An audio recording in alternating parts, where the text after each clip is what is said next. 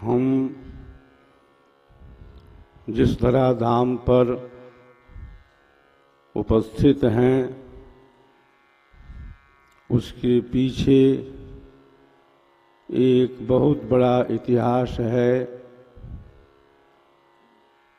वह इतिहास है गौतम ऋषि का। वह इतिहास है मनु का, इक्ष्वाकु का। उस इतिहास के पीछे भगवान राम हैं, मातु जानकी हैं, लक्ष्मण हैं। उस इतिहास के पीछे ऐसे ऋषि महर्षि भी हैं जिनको हम आज इन चर्म चक्षुओं से नहीं देख पा रहे हैं। इतिहास है उन विरक्त संतों का भी। इतिहास है उन महान ऋषियों का भी जो अव्यक्त रूप से आज भी हमें दर्शन दे रहे हैं। इतिहास है भृगु ऋषि का। इतिहास है वशिष्ठ ऋषि का, कपिल का, कणाद का। इतिहास है उस विशेष सत्ता का जो सत्ता आज भी अपने अव्यक्त स्वरूप से हम सबको दर्शन दे रही है। इतिहास है नित्य अनादि सद्गुरु का जो ब्रह्म विद्या विहंगम योग के आदि संत हैं। इतिहास है उन शक्तियों का जिनका संबंध इंद्रियातीत है, जिनका संबंध प्रकृति से उपरम है, जिनका संबंध धर से नहीं है, अर्ध से नहीं है। अरे जिनका संबंध तो उस मंडल से है, उस भूमि से है, उस केंद्र से है, उस धरातल से है जहाँ पर अक्षर की शक्ति है, जहाँ पर परमाणुओं का योग वियोग है। क्या आप जानते हैं आपके शरीर के अंदर दो भाग है, एक पिंड है, एक ब्रह्मांड है। गर्दन का जो ऊपरी भाग है इसको संतों ने ब्रह्मांड कहा। निचला जो हिस्सा है ये क्या है? पिंड है। जो पिंड है उसके अंदर जो शक्ति है उसका आधार क्या है? उसका आधार भौतिक है। पिंड के अंदर भी कई तरह के साधन हैं। पिंड के अंदर भी कई तरह के आयाम हैं। पिंड के अंदर भी कई तरह की भूमियां हैं। पिंड के अंदर भी कई तरह के धरातल हैं। इसी पिंड के अंदर क्या है? हृदय है। इसी पिंड के अंदर मूलाधार है। इसी पिंड के अंदर चक्र है। इसी पिंड के अंदर नाभि मंडल है। इसी पिंड के अंदर हृदय कमल है, जिसके विषय में संतों ने कहा, हृदय कमल से, हृदय कमल से चला एक तारा, गगन महल में करत झनकार, गगन महल में करत झनकार, भजन करो निस दिन टूटे न तार।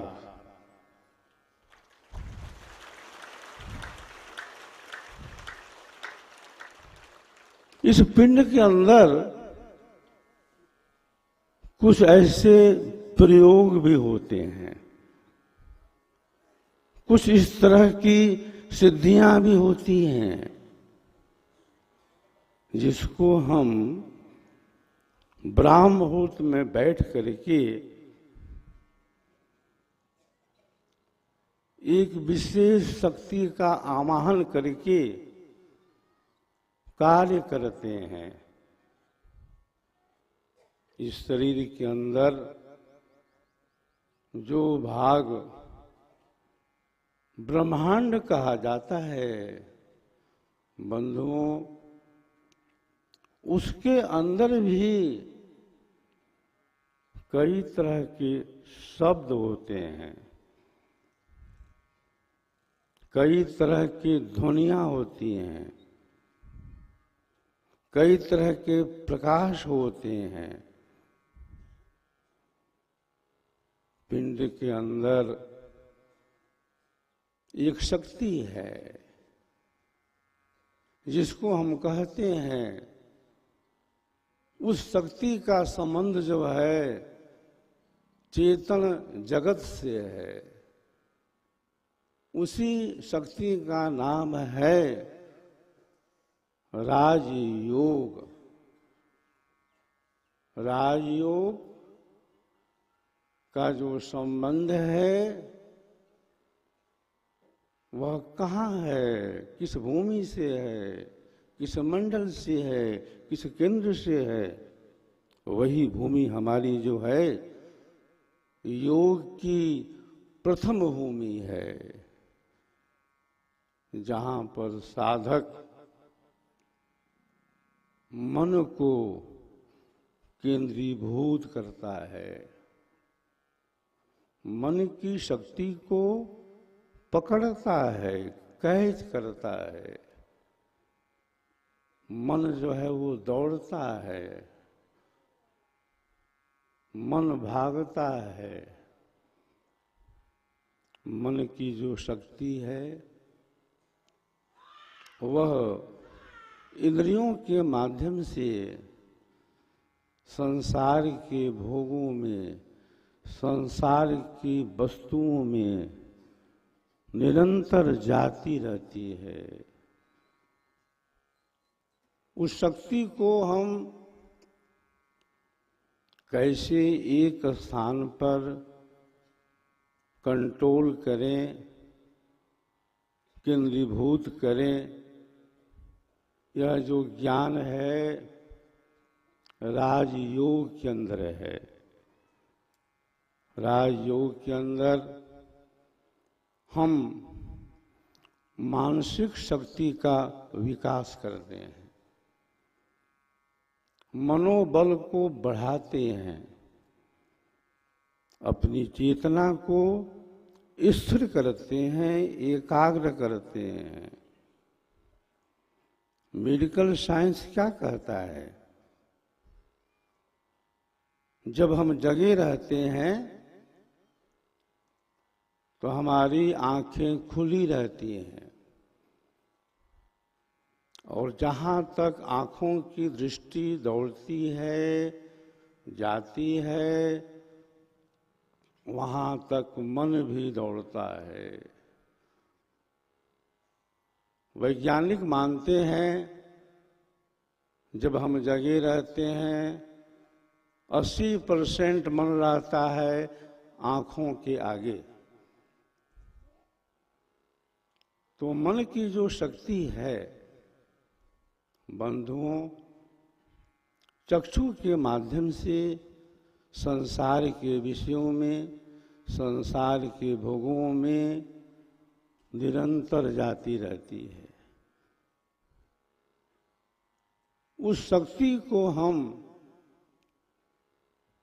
बाहर में एक स्थान पर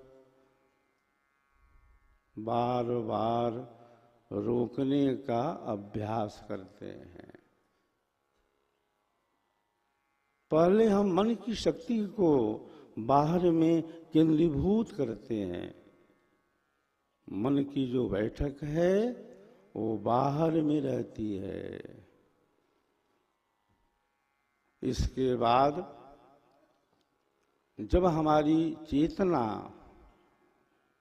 ऊर्ध्व होती है तब हम वहाँ पर पहुँचते हैं जहाँ पर चंद्रमा का प्रकाश है, जहाँ पर सूर्य का प्रकाश है, जहाँ पर त्रिवेणी है। त्रिवेणी दो तरह की है, एक त्रिवेणी बाहरी है जो प्रयागराज में है, इलाहाबाद में है, जहाँ पर प्रत्येक वर्ष माघ महीने में लोग कल्प करते हैं 1 मास के लिए। त्रिवेणी स्नान करते हैं, जहाँ पर गंगा है, जहाँ पर जमुना है, जहाँ पर सरस्वती है। एक त्रिवेणी अंतर में है, जिस त्रिवेणी में हम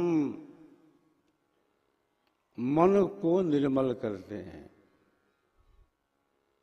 जिस त्रिवेणी में हम मन को पवित्र करते हैं,